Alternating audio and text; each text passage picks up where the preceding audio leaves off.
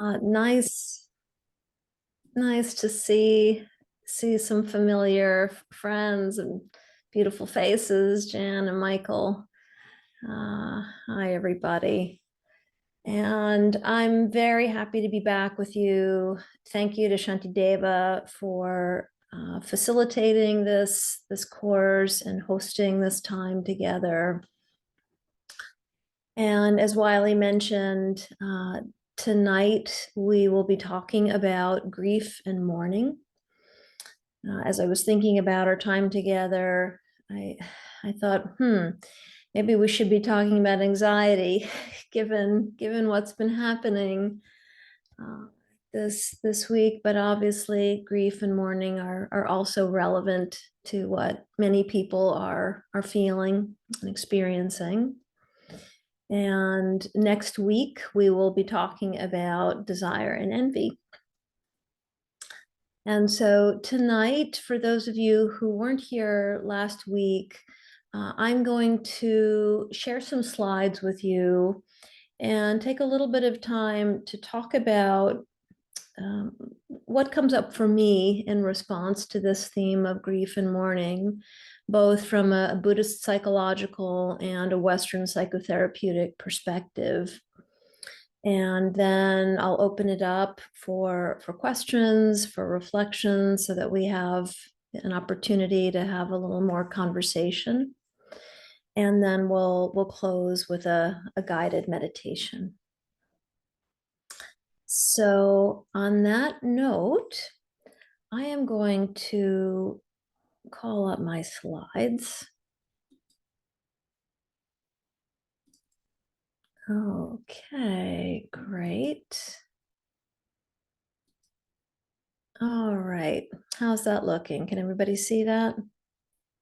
Okay, fantastic.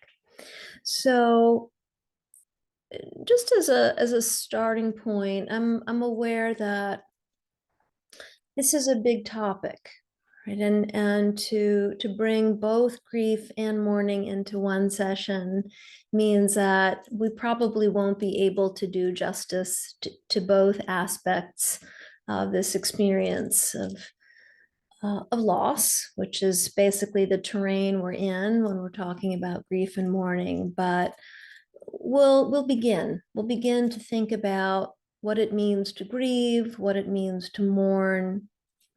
And then, of course, I would love to hear from you about these really very complex experiences. Okay. So as a starting point, since we're talking about loss, right? When we're experiencing either grief or mourning, to some extent, we are also talking about love. Because typically we only really grieve when we have lost something or someone we have deeply loved. And both traditions emphasize in very different ways, but both traditions really appreciate that part of being a person is having an exquisite vulnerability to loss.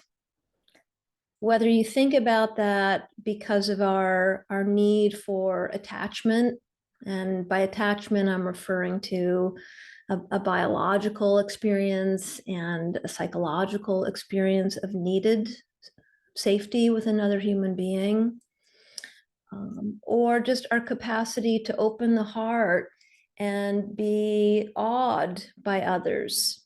And whether we're talking about a beautiful animal or a person, right? We are creatures who can love deeply. We're also, as we talked about last week, relational, entirely relational. And we do cultivate dependency on others.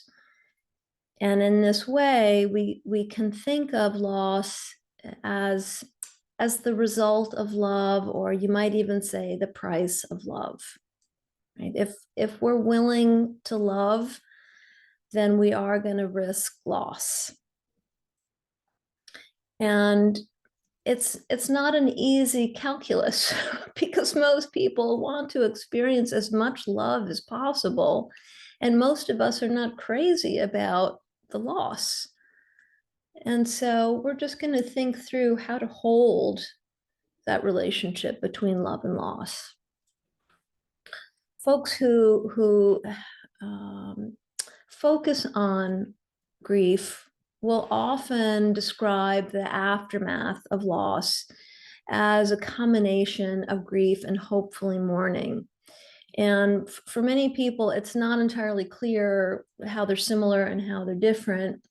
But one way to think about grief is the inner process that happens in the aftermath of loss, right? Whatever's happening in the mind, in the heart, in the body, right? This is all connected to grief. And for many, on the heels of loss, there is often a great deal of confusion, right? Why did this happen? Right? Why wasn't I able to prevent it? Why couldn't I protect my beloved? Right? Why now? Why not in some other scenario? It can be very disorienting to experience loss, even when we know it's coming. Right? This is the extraordinary thing about loss. It's also very tempting to feel a sense of ultimate responsibility. And this can fuel a great deal of self-attack and self-blame for not being able to prevent losses that are so painful to endure.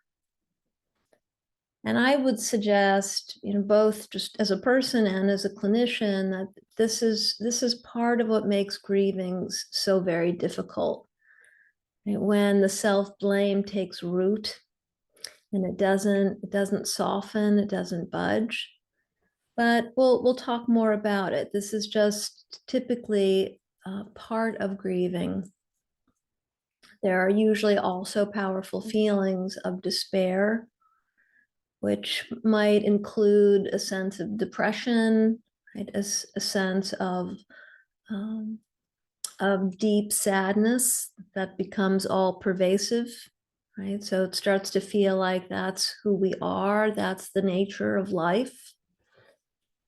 And a very profound experience of aloneness, right? Which is another reason why grief is so difficult to bear. Often when we're grieving, there's the sense of being fundamentally separate from others, but in a way that's more pronounced than usual, right? If it's a traumatic loss, there might be the sense of being separate from reality, separate from the human family. And it's a little bit of a conundrum, because when the grief is powerful, it can feel also like there is nothing else but the loss.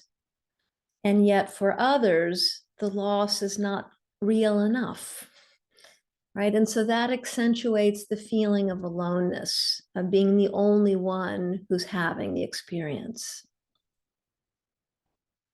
So there's much more to say about all those components of grief, but I also just want to touch on the meaning that we attribute to loss.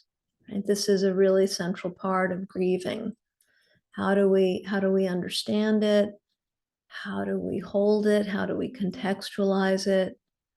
Does it seem meaningless, or does it stir needed insight or awareness? Does it help us reflect on the nature of the relationship, again, whether it's a relationship to a person or to a condition or to a circumstance? So all of this would be part of our inner process or our intrapsychic process. Mourning, in contrast, is the external representation or the rituals and signs of grieving. Yeah. And the beautiful part of mourning is that it can function as a bridge between that deeply personal and sometimes radically isolated experience to the realm of others, so that we have a better chance of bringing our grief into relationship. And for many people, it is through mourning that we're able to ultimately heal from our grief. And for those of you who have participated in spiritual community and religious community, you might know what it's like to actually feel actively held by your community, right? When you're really suffering loss that's too much for you to manage on your own, right? The process of mourning can actually bolster that sense that other people are here, other people care. Slowly, slowly, that can soften the experience of isolation. And in a way, we can even think of mourning, which would include, again, all of the rituals, and every culture has their own rituals for mourning. But when we're mourning with others, we are actually offering people our experience of vulnerability and our need for help and support and healing. And it's very easy to forget what an offering that is, because we can't actually practice compassion. We can't offer people compassion unless they're available to receive it. Right? And so mourning is an opportunity to be cared for and to allow other people to step into that experience of offering care and compassion. So generally speaking, grief and mourning, they go together, they go hand in hand, but they do involve these inner versus outer processes. They're both components of loss. Okay. So since we are relational beings, and for those of you who know me, you know that this is my refrain. It's tempting, I find, to forget this. Even those of us who have been drawn to the Dharma for a long time, there is something about having a psyche that can leave us feeling less connected, less interdependent than we actually are. And so when we're talking about loss, we're also touching into the reality that when we're grieving, we do need this to be seen adequately by others. I don't think it's enough to grieve on one's own and then actually be able to heal, right? We need someone. It may not be more than one person, but we need someone to basically get what we're going through, right? And when this doesn't happen, right, when loss gets minimized or neglected, ignored, right, by others, it can generate enormous amounts of suffering. Right?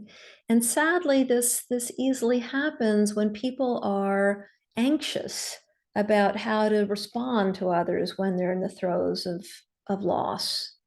Right? Afraid of the misstep, afraid of saying something clumsy, afraid of not doing or saying the right thing, and therefore nothing is said, right? The absence of any sign of real recognition. So we'll need one person, hopefully more than one person. And our cultural conditions and imprints have something to do with whether or not that recognition is on offer. Right? Some cultures are better at integrating into life, integrating into communal being, the reality of loving and losing. And such cultures have lots of ways of mourning together, lots of ways of nurturing closeness.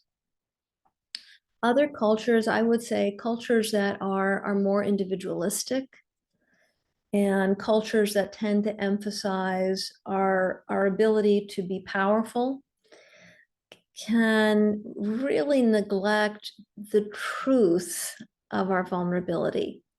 right? Because what's emphasized is our ability to kind of shore ourselves up and somehow get beyond the truth of our vulnerability.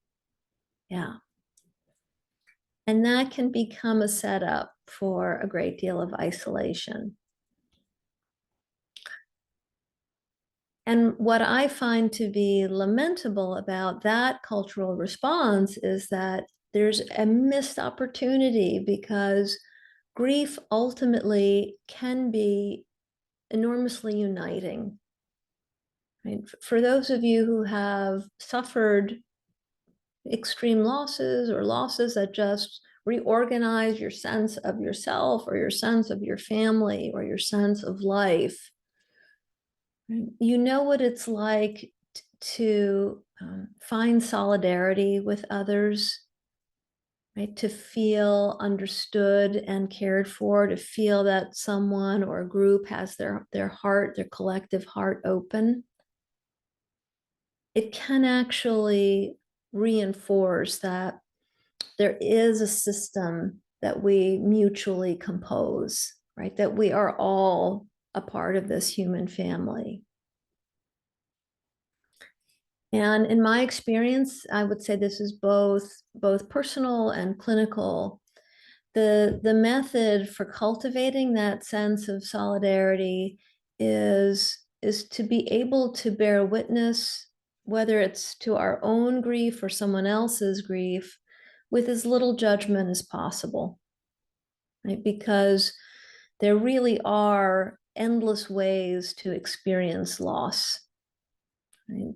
Some people will be actively expressive, right? They will share and divulge a whole lot of affect, and they will easily trust other people to show up and receive whatever is being felt with curiosity and respect. Some people will need a great deal of time and some space, even to be able to formulate what they're feeling and why. Right? Some people will be inclined to seek out a lot of support, right? And will freely ask for it. And many people will need that support to be offered. And so it's really helpful just to appreciate we're complex beings. And so the way we're going to experience loss is also quite complex. And if we can clear some room in the mind just to appreciate the diversity in the human condition around how we love and how we lose, we'll probably be more likely to show up for loss with less judgment, with less critique. So in addition to tempering our judgments, I would also suggest that patience is needed when we're in the process of grieving. And I led with this because as a therapist, I frequently hear from people that they feel badly about the fact that they're still grieving a loss that happened some time ago. Whether it was 5 years ago or 50 years ago, there's often some embarrassment and shame that the feelings are still there, they're still coming up. And I once had a mentor who beautifully suggested that the psyche has its own timeline. And this is actually an insight that's powerfully affirmed in Buddhist psychology with a multi-life cosmology. Right? From a Buddhist perspective, it might take more than one lifetime to process grief. It might take several eons, right? It might really be a very slow process. But just to offer ourselves that awareness that there's no deadline for getting over grief. Right? It can sometimes just reduce the shame, reduce the self-judgment. And that we need both from ourselves and from others as much empathy, as much authenticity as we can get. Because anything that's a little bit too platitudinal, right, too canned, it will often be so alienating, right? Which is why when people are in the throes of grief and they hear from a well-meaning friend or community member that, you know, we only get what we're ready for, or a person or a being that we have loved has gone to a better place, it just bypasses the magnitude or the depth of suffering. We need to hear and see what is real. Yeah. Even if what's real for someone, the authentic response is actually a nonverbal one. I once had a loss that was very, very tough for me, and I went to see my eye doctor. And my eye doctor asked about someone we both knew. This person had died, and he just wanted to know how is our mutual friend. And when I told him he had died, he didn't say anything. He just looked at his notes.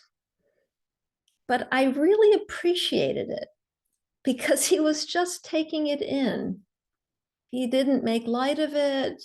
He just took it in, and it felt entirely authentic. This is what I think most of us need, right? When we're really suffering with loss, right? The authentic response. And part of the reason why we need that authenticity is because, interestingly, our losses will typically become more meaningful when they're reflected back to us in a way that seems accurate, real, and authentic, right? When somebody else's mind is on board to help hold what we're holding alone, the layers of the experience have more room. Yeah. Yeah. I would also suggest that because grief is a result of love, we probably will need another mind and heart to hold the intensity of the love and the loss.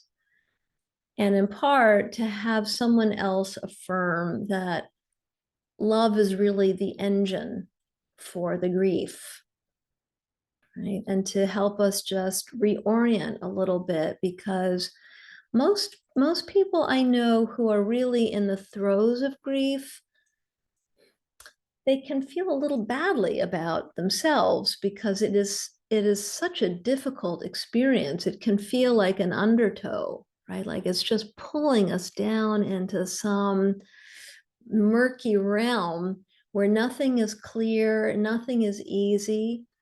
And so we don't feel that buoyant. We don't feel super sparkly when we're grieving, right? We feel also very murky. So if someone else can point out that it is love that's been the engine for the grief, it can just help us reformulate, reorganize what's actually going on. Yeah. Does that make sense? Okay. So what happens though if grief feels so murky, or there's an insufficient response, so that we become avoidant, right? We become avoidant both of grief and mourning.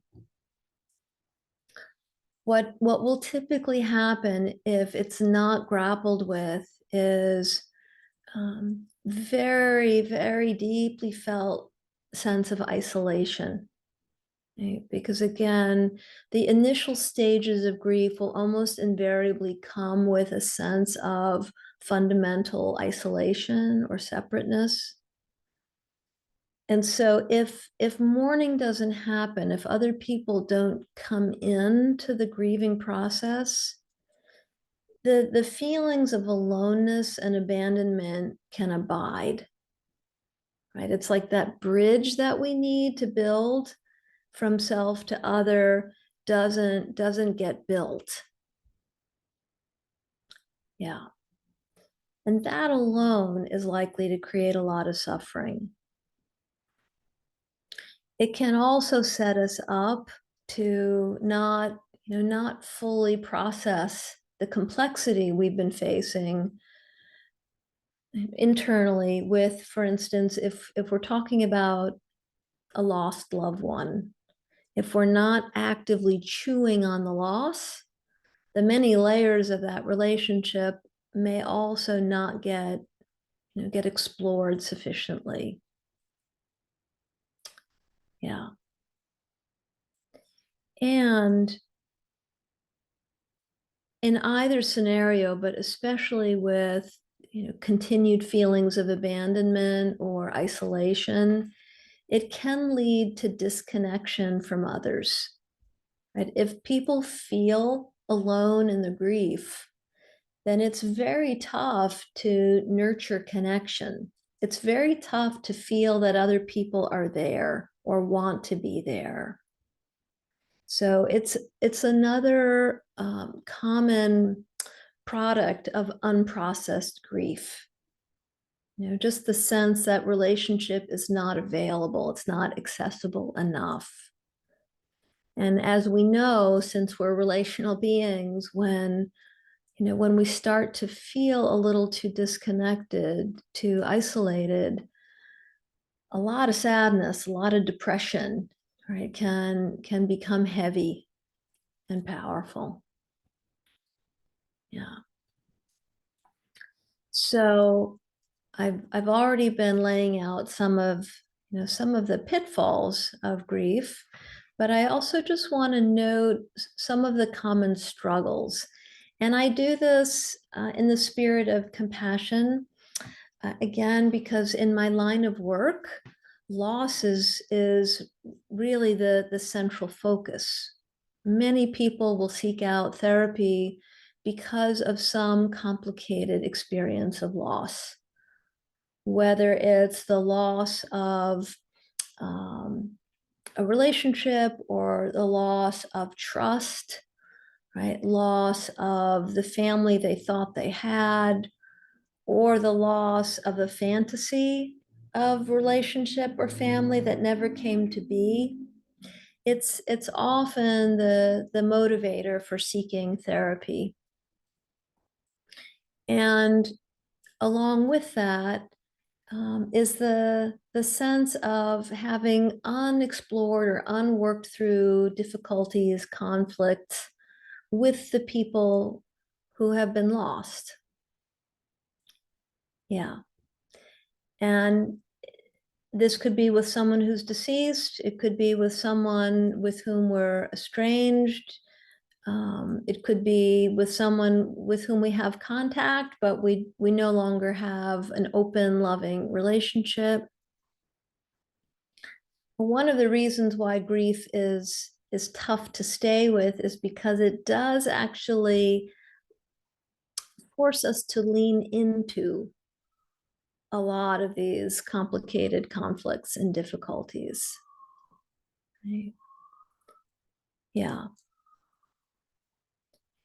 And when we start to allow for that process of grieving, it will typically open up more awareness of what people have wished for, wished they had received, right?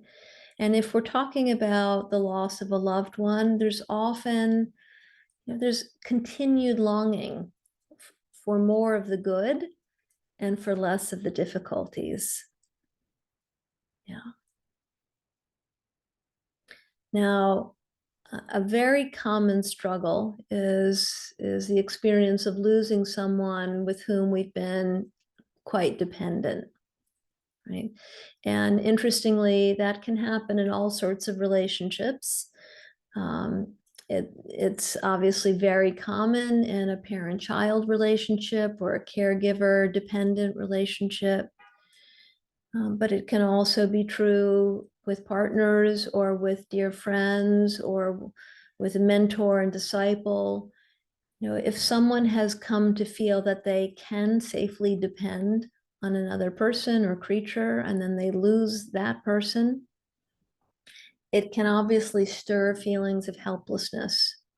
Right? How to cope, how to recover, how to carry on without someone who's been a trusted other, a North Star. For a long time, this can feel like an insoluble issue, right? And this is another reason why grief takes time.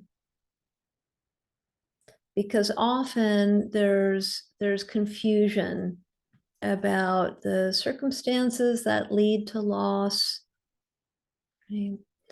Why the loss feels so impactful.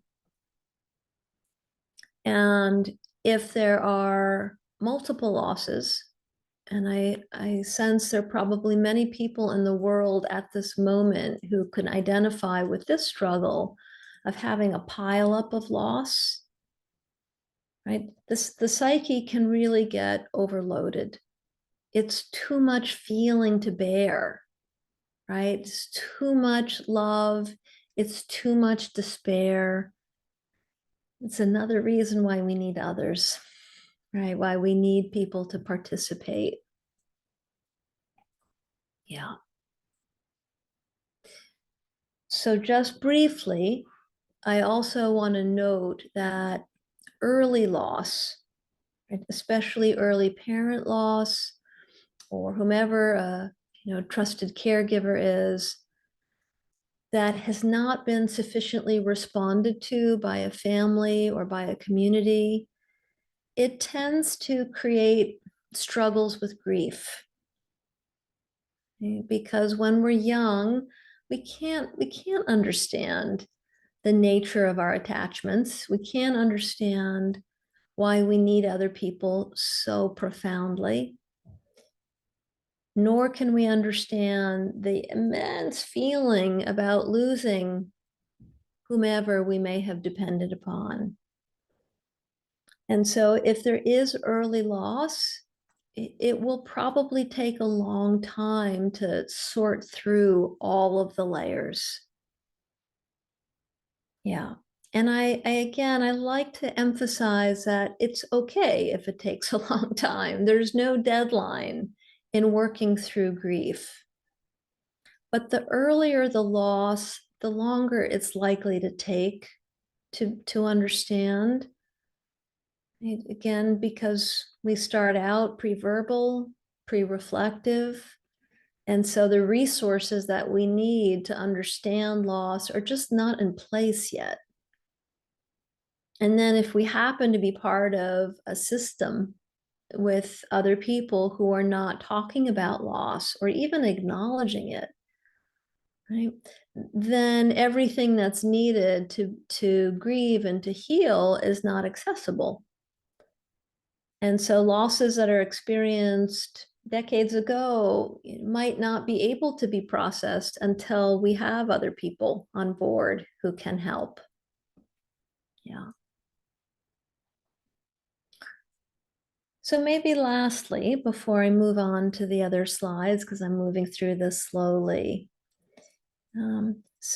something that's helpful just to think about is if we have come to think of ourselves or we have been identified by others as being a strong person, right, someone who withstands difficulties, sometimes that identification can become an obstacle toward really being in the vulnerable position of grief. And it's helpful just to notice. I mean, how do we self-identify? And is there something about how we see ourselves that makes it tough to directly access the truth of our grief and our vulnerability? Okay. Some of this I have already touched on, but just to note, right, we are going to need social support when we're grieving. Right?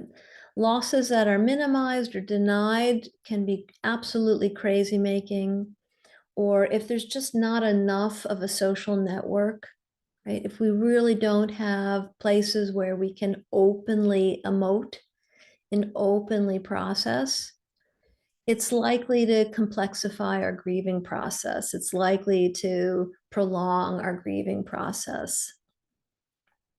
And it's not always clear if we are dealing with complicated grief, but a few things just to be mindful of, either for oneself or for others, is grief that doesn't really seem to fluctuate or shift, right?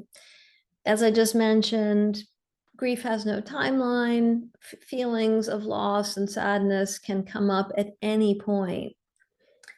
But if the magnitude of those feelings remains very high and steady, right? If there's a sense of fresh and intense sadness after many, many years that doesn't seem to budge, that's probably an indicator that there's been an obstacle in the grieving process.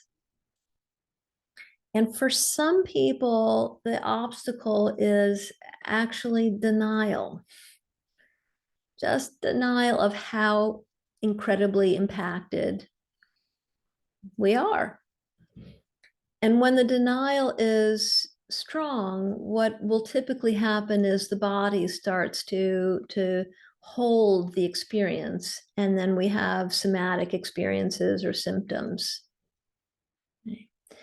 And so we can just be curious again without judgment. Have we experienced losses that got minimized, that were hard to stay with?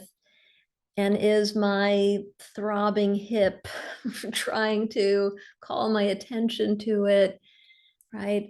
Are my headaches, right? Is my lethargy, right? Is my nervous stomach? Is something going on somatically that's actually an indicator that the heart and the mind is needing some care around grief? Yeah.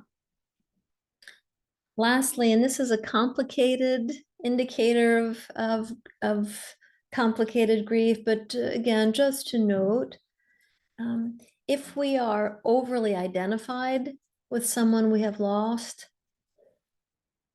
we can notice, do we feel pulled into being like them or being in relationship with them in some way that prevents us from living more fully as we are and living into relationship with others?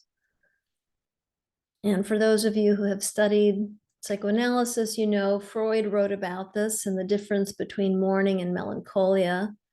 Right? If mourning and grief are defended against, sometimes we sustain primary relationship with the person we've lost.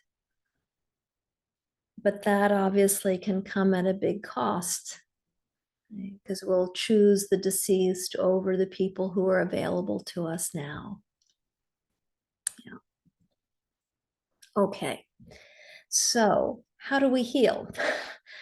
Right? If we're dealing with loss, how can we move through it? How can we experience it?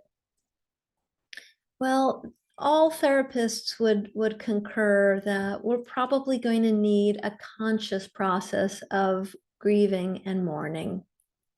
Right? We're going to need some way to lift to fuller awareness what we've been feeling and why.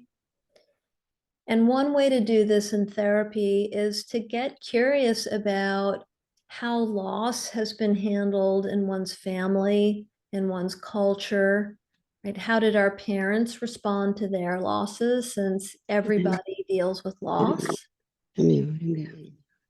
Yeah, that's worth noticing, right? Because some families endure extraordinary amounts of loss, but there's an unspoken belief that it's best not to talk about it for fear of opening up the feelings that might become flooding or would upset others or prevent us from coping, prevent us from being productive, etc. And other families might actually be receptive to talking about it, but are prone, to high levels of distress that just, again, exacerbate the difficulties of loss. And so that would be part of a healing process, is just to get curious, right? What have we learned about loss that has gotten woven into our personal experience?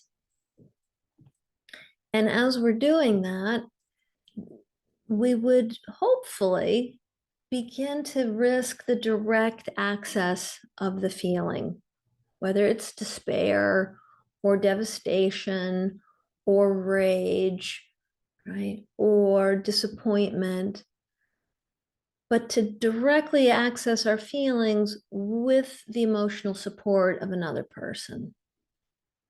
Right? Because most of us can't easily tolerate the intensity of that affect unless we feel like there's someone else there making it a relatively safe experience. Yeah. So that's really the groundwork for the therapeutic healing process. But as the process deepens, often it will also involve having a look at some of the unexplored feelings for the deceased.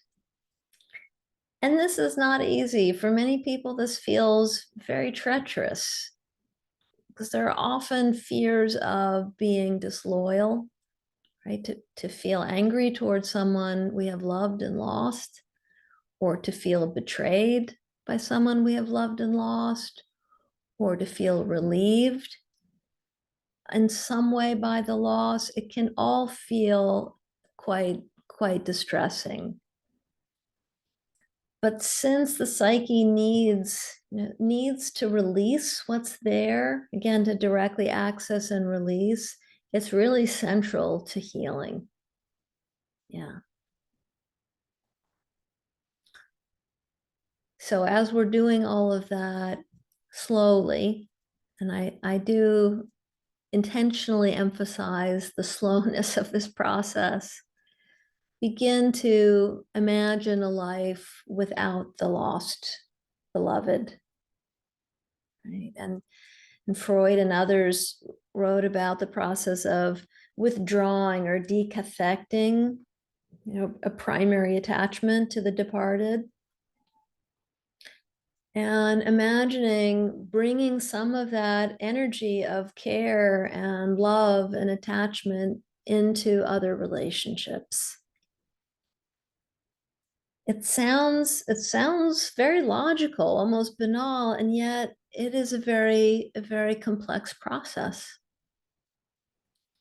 And part of that complexity is actually risking the possibility of feeling well again, maybe even at some point tapping back into joy, and then working with any ambivalence about wellness and joy on the heels of loss. Because sometimes it can feel like we are expressing our love through our distress, right? Through our continued grief. So it can take a while just to imagine what might it be like. And if the wellness and the joy hasn't yet been felt, that's okay too. But even just to be curious about a future state of well-being is worthwhile. Okay, so what does Buddhist psychology have to say about grief and mourning? Well, actually, quite a bit, since the central tenet of the Buddha Dharma is the truth of impermanence, right? The truth of our fluidity. That all phenomena, all causes and conditions, as entrenched as they might appear, are actually by their nature impermanent. Yeah. again, it sounds so logical, and yet it's very tough to take in. It's very tough to fully accept how impermanent we are and all conditions are. But the Buddha and all of the great teachers who followed the Buddha Shakyamuni said this actually has a lot to do with our capacity to ride the waves of loving and losing without getting locked in constant suffering. Right? But it really is very challenging because we don't want to pull away from love to protect ourselves from loss. We don't want to get detached and not risk feeling more because we know we are by our nature impermanent. It's just that we have to somehow incorporate into our experience of love and compassion and affection the fact that this is going to be a temporary experience. It doesn't mean that the love will go away, right? But the active connection in the way it's manifested will. So the Buddha said, okay, since this is really a tough situation for many of us, part of what we can do is start to explore our attachments, whatever they are, right? Whether we're attached to a person or to a belief system or to a job or to a home, whatever it is, to try to notice the nature of the attachment and to start to work with how we are in relationship to that attachment, right? Does it have a grasping quality? Is there a lot of fear and anxiety in the attachment, right? Are we loving someone or something, but also simultaneously feeling that we will be destroyed if we lose them, or we will not be able to cope if we lose them, right? Just notice, right? Also, is the nature of our attachment aligned with reality, right? Are we attached to a belief system, but then we suffer hugely when that belief system is challenged by another person? Okay, so then maybe there's something in that attachment that needs to be explored or modified so that it doesn't, it doesn't lead to so much distress and suffering or frustration. Yeah. And most importantly, the Buddha really encouraged us as we're basically working with our wisdom, with intelligence to see into the nature of reality, that the only way we can do that, right? The only way we can really work with the truth of impermanence, explore the nature of our attachments, is to also be able to care about ourselves and others, to respond with some tenderness, to respond with some compassion. And it's for this reason that it's thought that compassion and wisdom go together, right? These are two wings of the proverbial bird. The bird can't fly without both insight and compassion. And as as someone who has experienced losses and as a therapist, I just so appreciate how painful it is to experience loss. It can be extraordinary. And so if we can respond to this pain in some way that offers the possibility of healing, right? With, again, with respect, with patience, with curiosity, then it might protect us from yet more suffering. So for this reason, the Buddha and then Shantideva sometime later said, we can really be curious about the healing impact of patience. right, of tolerance. As I mentioned last week, patience is usually translated as tolerance. Right? If we can find a way to simply tolerate our experience of loss, this can make all the difference. It can buy us time to carry on with the healing process. It can help us stay the course with other people's healing process. It can help us keep our minds open because we're probably going to have to keep learning more so that we can begin to understand what's contributing to this particular experience of loss, right? What's going into this manifestation of grief. Yeah.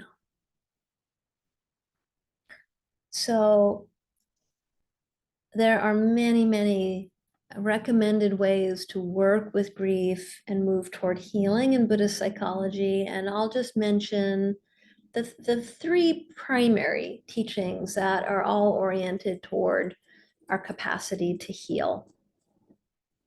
And many of you have studied this foundational teaching.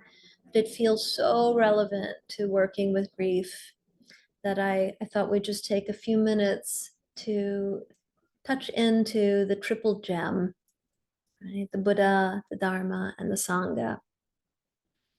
And I am endlessly appreciative of this teaching, right? It's thought that these are our precious resources.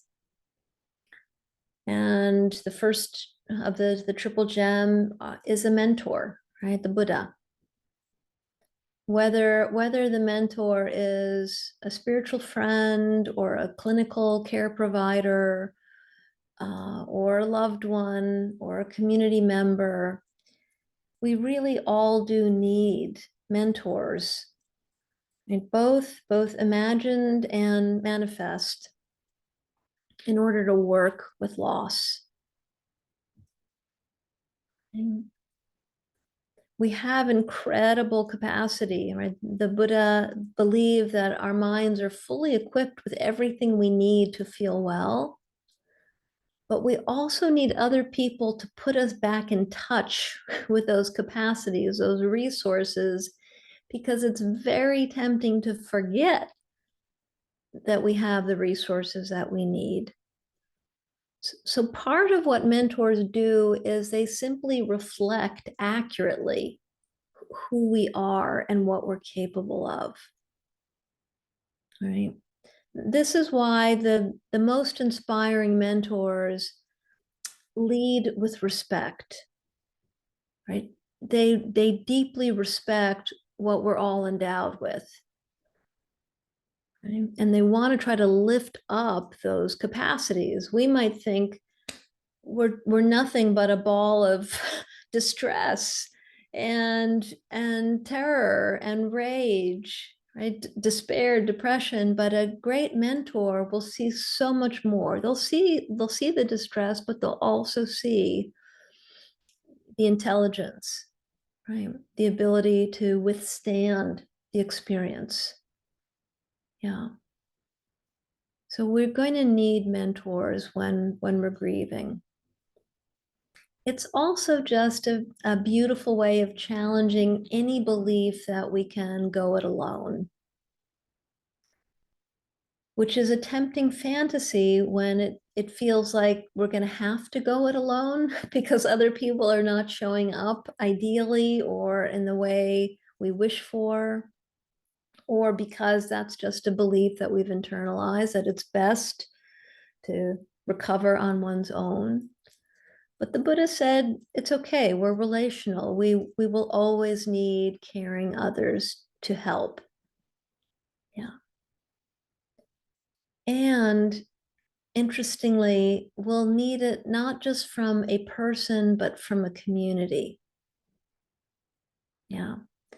So when the Buddha was laying out his original teachings, embedded in the Four Noble Truths, which were those original teachings, and when he started to talk about the fourth noble truth, basically the way out of suffering, the way out of grief, right, of loss that is consuming us, he said, we need right association. Right? Before we can even deal with the Eightfold Path, he said there's a preliminary to the Eightfold Path. It's called right association. We need people around us who can act as a holding environment, who remain respectful and curious about what we're going through, and who will not be burdened, right? Who will not be overwhelmed, but will actually be happy to offer care and compassion. Yeah. And I offer that because I do think we're living through a moment in history that is so arduous. When you think about the extraordinary experience of living through a global pandemic, living through radical polarization, living through a time where the climate crisis has reached an extremely worrisome state, living through a time of war, right? We are going to need communities to offer sustenance and inspiration. And so I just encourage all of you, especially the introverts who might be disinclined to seek out community, to let yourself, right, let yourself receive whatever care is on offer from communities so that you have solidarity. Right? The Buddha said we need solidarity. We won't be able to get enlightened on our own, even though ostensibly he did it. We're going to need other people. And he admitted he couldn't do it alone. He had his mentors, he had his teachers, he had Kisagutami, who I'll mention, right? People came along to offer him sustenance of all kinds. And part of that sustenance is the community, inspiring mentors, but also teachings, right, that just help us sort through what is going on. Why is there so much loss? Why is it so tough to endure and understand and recover from? And while I don't have any ready answers for you, one teaching that I want to just revisit, some of you are very familiar with this teaching, this story, but I'll end on this note that there is a beloved story that during the historical Buddha Shakyamuni's life, there was a young woman named Kisagutami who had a baby who died, and probably from illness, and was understandably completely grief-stricken and terrified, and was actively seeking support, help. This touches me because there are probably many Kisugatamis at this moment in the world who are wondering how they are going to endure the dreaded loss of a child. And many people said, I'm sorry, I don't know what to do, but there is a teacher right now, there's a sage around, and maybe he can help.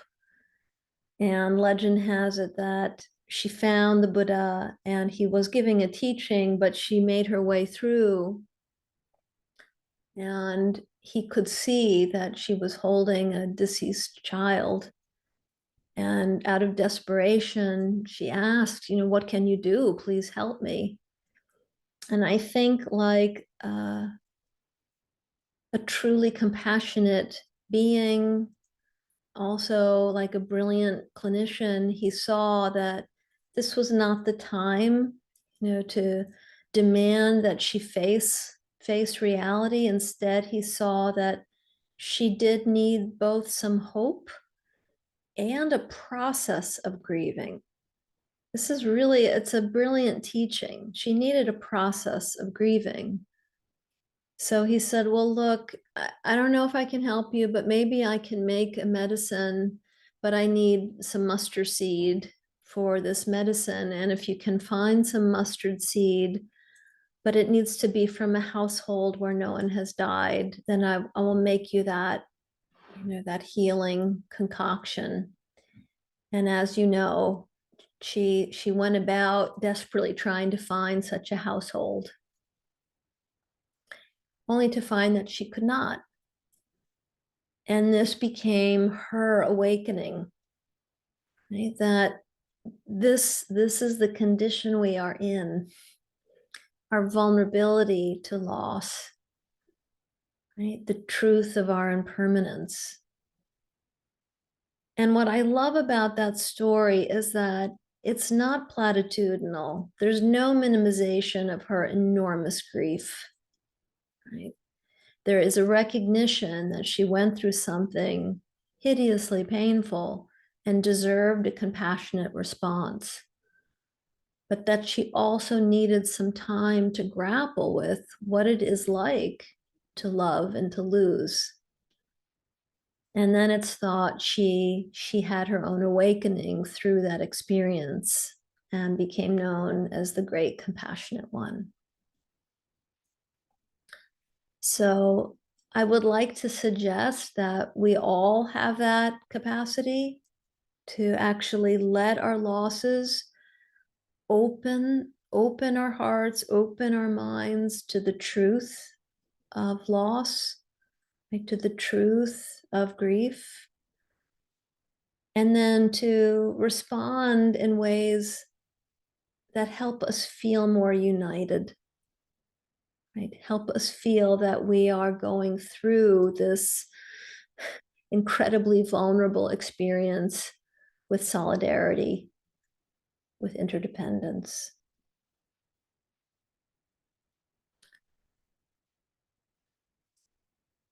So, on that note, I would love to pause and hear what's coming up for you. See if you have any questions, any reflections.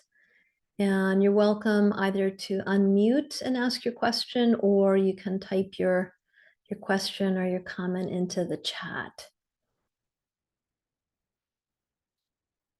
Jan, hi. Hi, thank you, Pilar. That's what I mostly want to say is thank you, thank you, thank you. You always say what I need to hear, and you just speak in a way that I can really relate to and understand, and you're safe. You're a safe person to me. And I've been grieving for 3 years, so I sometimes feel unsafe lately because I do feel like people are gonna say, like, get over it already. And it's like the length of time, plus it's my animals, not humans. So there's that. And but thankfully I do have this Sangha, and I do have a support network, and I'm very grateful for that. It's just like, the depression just doesn't stop. It just doesn't. I mean, I walk around crying all the time. I mean, like today, I was just like on the verge of tears. But I was going about my day, and I was on a subway platform waiting for the train. And how they have the benches. They have little petitions so that nobody can lie down. They're like separate seats. And there was a young Black man, homeless, I think, and he was sleeping sitting up. And in the seat next to him was his pit bull, who had squeezed herself into the seat next to him. And I just started crying again, but I didn't let him see me cry. I just gave him something, and I asked him if I could pet his dog, and I did. And I just walked away, and I just like start crying again. And I want to see the beauty in the world, because I know that there is some. But I all I feel is this sadness, and it's 3 years now, and it's rough. Yeah. So, but thank you for your teachings. Thank you so much. Thank you for being there, Pilar. Oh, thank you so much, Jan. You know, I love you, and I love your incredible heart. I think this is why you feel the loss so profoundly, right? Because your ability to love is pretty extraordinary. And it is very tough when you risk that depth of love.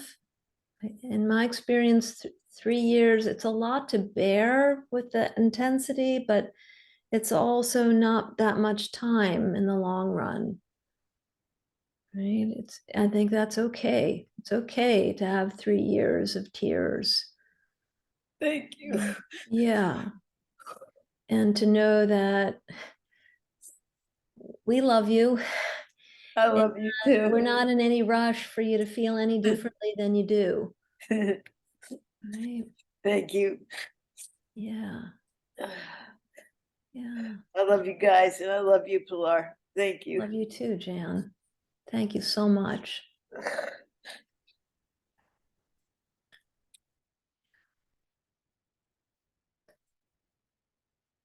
Okay. Maybe also I just want to note, this is where the teachings of compassion and patience can come in, because I really just appreciate when loss remains powerful. It's tempting to imagine that we should be moving along in some way, but it's okay, right? We get to have our own pace. Yeah. Okay, I'm gonna look here. I see Allie wrote, last time I used some language around parts of us, and I believe that I'm familiar with internal family systems, which works with the multiplicity of mind concept. Will I speak to if working that way is supported by Buddhism, or if it is maybe contrary to Buddhism? Yeah. Thank you so much, Allie. So yes, I mean, as a relational psychoanalyst, I really have been influenced by Bromberg and other clinicians who have written about the mind as being a place of multiplicity, and self is as being a dynamic experience. So having multiple self states, multiple states of mind. And I've also been influenced by Jung, who was probably the original theorist who wrote about archetypes and how we carry different archetypal imprints that inform different self states or self experiences. That work, both Jung's and Bromberg's, got um, woven into the much more contemporary approach using internal family systems through Richard Schwartz. And Richard has acknowledged he's also been very influenced by the Dharma, which also wants to suggest that we're fluid, right? There's no permanent monolithic self-structure. We're constantly shifting in and out of different states of mind, different sense of who we are. And that is the nature of reality. Okay? So in this way, I would suggest that internal family systems and the Dharma is very compatible. Schwartz, in his formulation of internal family systems, suggested that we also have, and comes straight from the Dharma, deep, deep within the mind, a strata of clarity, and that realm generates a lot of curiosity and openness and compassion. And so if we can bring that layer of mind into relationship with other states, right? I love Jan, and thank you for your openness and sharing with us what it's like to see another human being who's clearly very attached, right, to an animal, to a precious being, and probably has felt, some trust there, being cared for, right? Maybe even some mutuality. That's just so moving, right? So you recognize that, and then there's sadness, right? There's identification, it stirs the loss. But then 10 minutes later, the conditions might change. Something funny happens, and then there's levity, right? There's laughter. 10 minutes later, something annoying happens, and we're not feeling grief stricken, we're feeling frustrated and annoyed, right? Different self states. You could also think of it as different parts, right? The part that feels deeply, the part that's playful, the part that doesn't like to wait or gets annoyed. Bromberg would suggest just knowing we have these different states is health, right? And being able to shift in and out of them without judgment. Yeah. So thank you, Ali.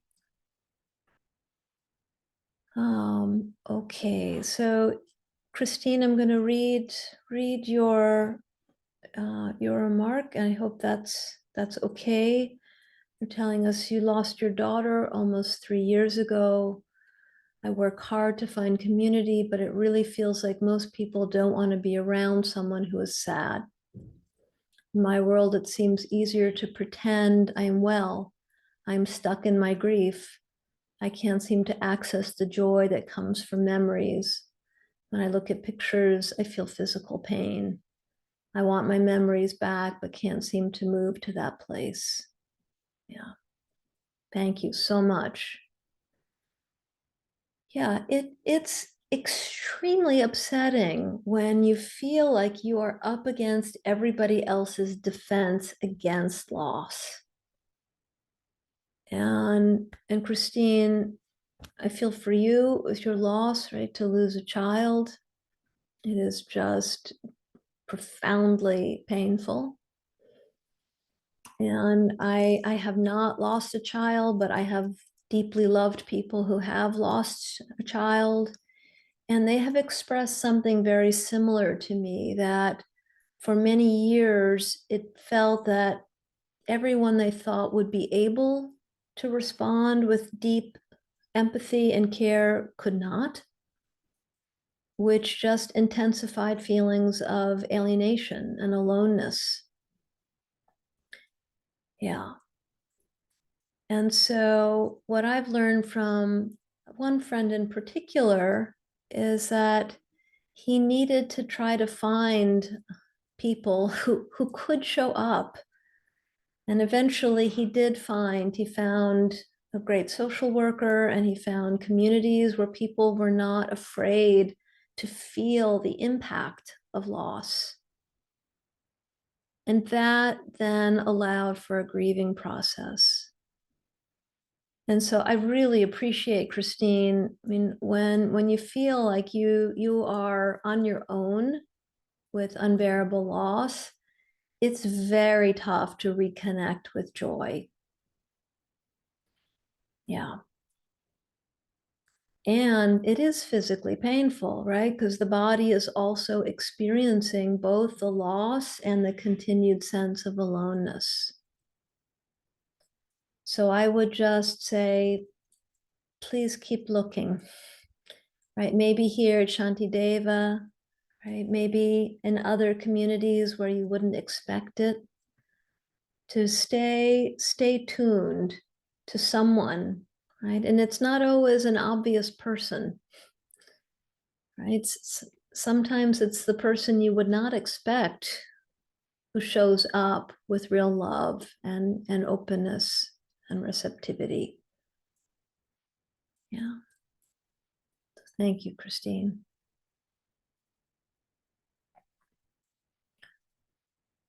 So maybe a last question or reflection before we do our closing practice.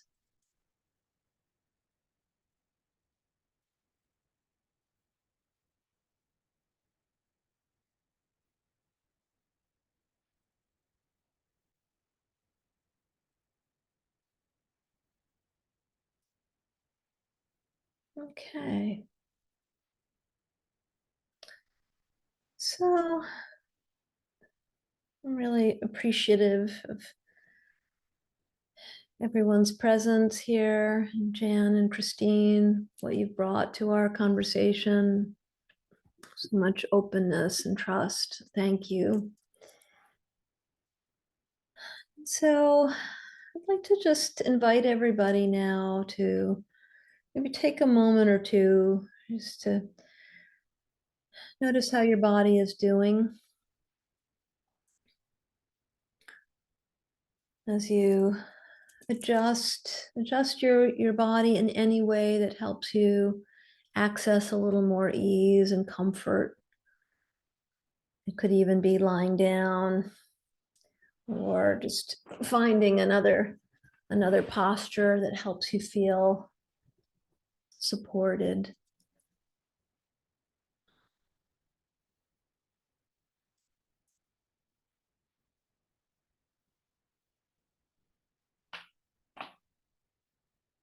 And some of the material we're exploring tonight can have a heaviness, can have an intensity. So you might notice the body responding, right? The shoulders might be coming forward, the head might come forward. And that's okay if that's the posture you need to be in. But I also just invite you to notice, if that's so, what it's like to let the shoulders kind of relax a little bit so that you start to feel a little opening in the chest and in the heart.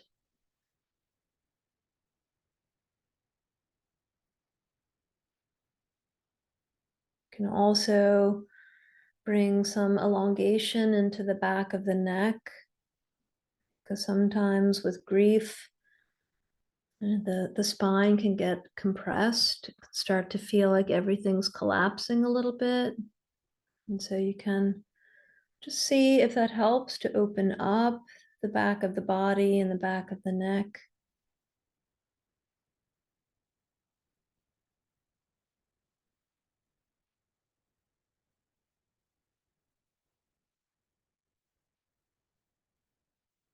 If it's helpful, if you've been using the muscles in your face, either to help other people hold their grief or to try to get people to notice your own, you can either just soften those muscles or allow your eyes to close.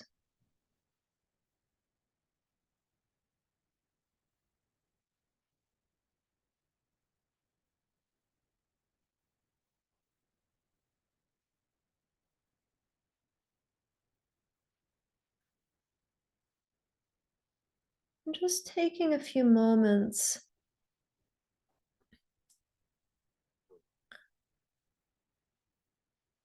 just to notice in the body where you might be holding some of the fallout of grief.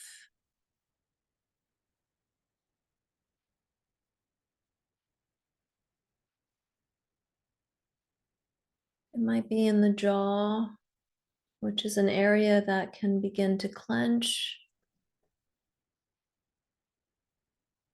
especially if there's grief that may not have been held by others.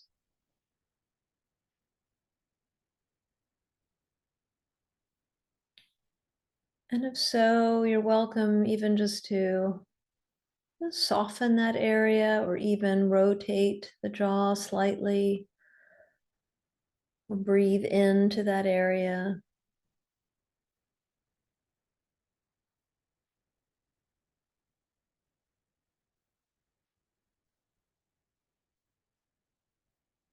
And then allowing your awareness to begin to slowly drop down into the throat, which is the area of expression and communication.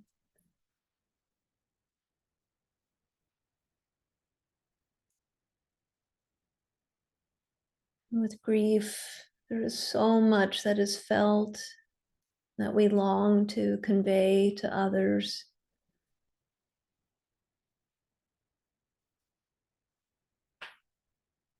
And so just notice what you might be holding in the throat.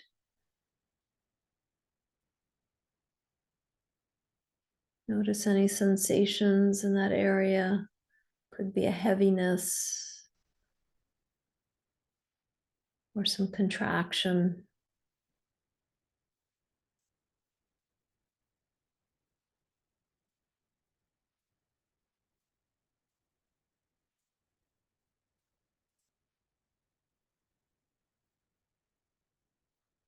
Just allow yourself to imagine, again, breathing into the throat region and releasing some of what you might be feeling there. You can release it through an image or a sound.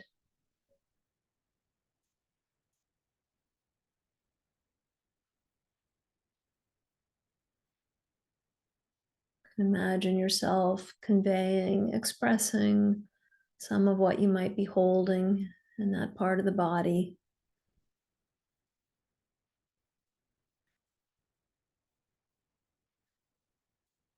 As you allow your awareness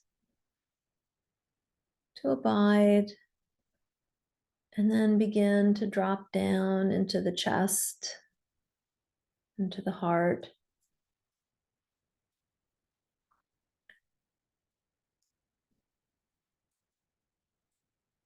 And perhaps sensing deep in your heart center a beautiful healing blue flame, vibrant, warming. And imagining that whatever you might be holding,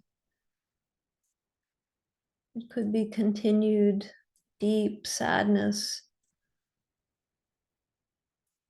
or feelings of confusion or aloneness. Whatever you become aware of, just to imagine this healing blue flame receiving those feelings,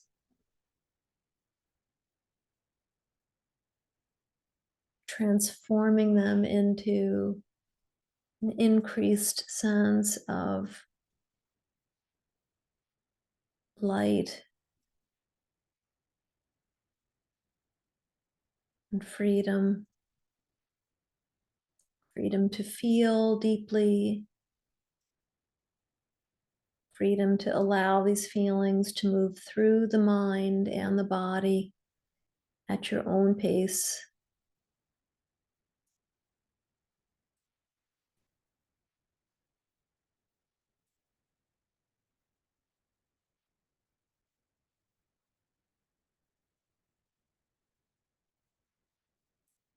And again, allowing your awareness to continue to drop down into the belly, the solar plexus.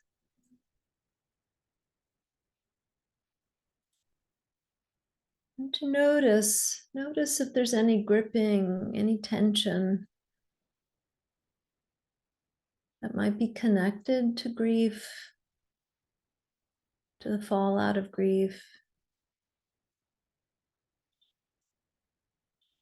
And just allowing your belly to become really soft and open and full, as if there was all of the room in the world for what you're feeling and holding.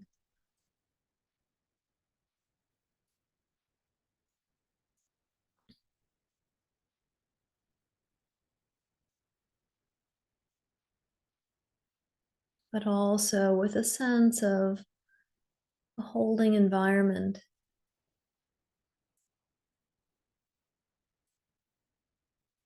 a womb that supports whatever is moving through your psyche and your body.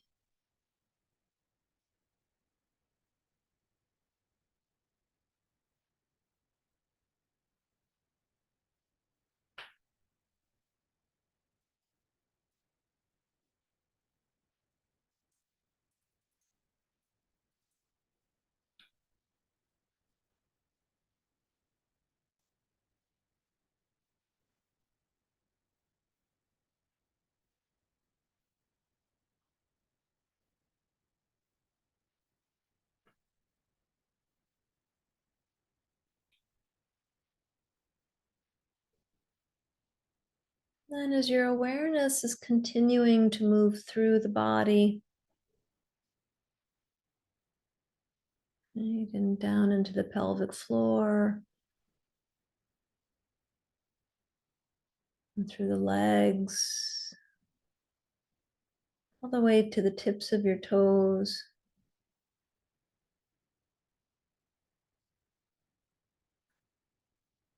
Just invite you to take another minute or so to tap into that sense of having a truly spacious, fluid mind body system that can safely experience whatever has been stirred for you in our conversation tonight.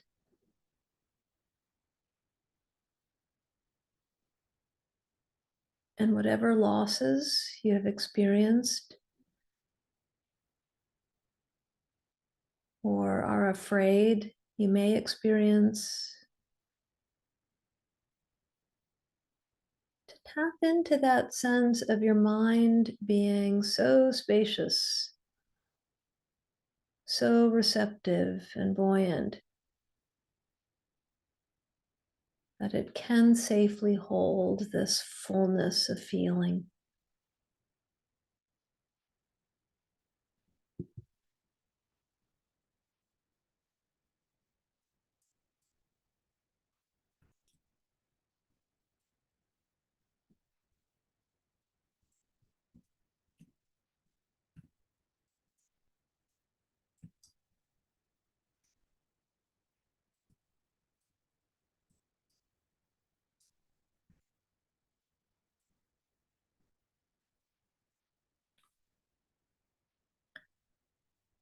And as you're just allowing for that sense of spaciousness, you can take these last few moments to imagine either one other person or many other people who are joining you in this time of practice, who may have experienced a similar loss or losses, to become part of your community that you carry with you in your mind and your heart.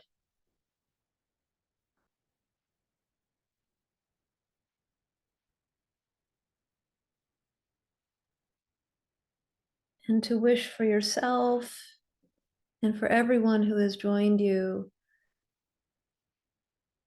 a process of grieving and mourning that is gentle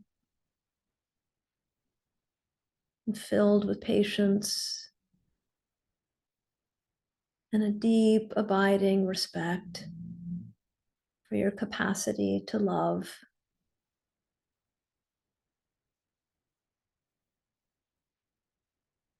And perhaps dedicating this love to all beings, especially those who are currently experiencing loss, to imagine them receiving the fruits of your practice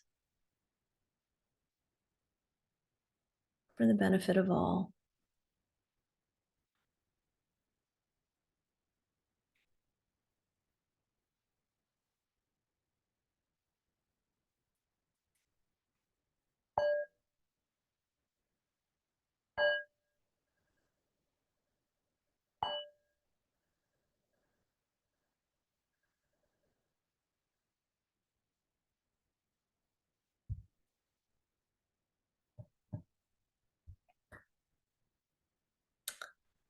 Thank you so much, everyone, for your beautiful presence. And I really look forward to seeing you again next week. I know that there's a lot that we're all holding right now, so very grateful to all of you and to Shanti Deva for bringing us together and to have this Sangha. So please take good care, be well, and I hope to see you again soon. And feel free to So unmute much. if you want to say good night. Thank you, Take good Pilar. care, everybody. Good night. Thank you, Thank everyone. you. Lovely to